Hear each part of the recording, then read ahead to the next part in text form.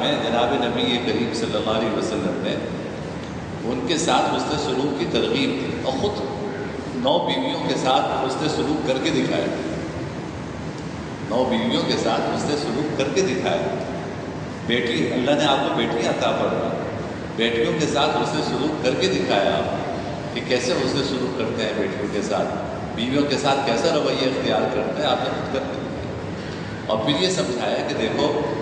تمہارا اور بیوی کا مزاج ضروری نہیں ہے کہ ایک جیسا ہو اللہ نے تمہاری فطری خصوصیات الگ رکھی ہیں اور ایک عورت کی فطری خصوصیات اللہ نے الگ رکھی ہے دونوں میں جب فطری طور پہ فرق ہے تو اس فرق کو ذہن میں رکھ کر زندگی گزارنے کی کوشش کرو حدیث سے فرمایا کہ اللہ نے عورت کو ٹیڑھی پسلی سے پیدا فرمایا اور اس کا حصول اسی ٹیڑھا پن میں ہے فرمایا کہ اگر تم اس کو سیدھا کرنے جاؤ گے تو توڑ دو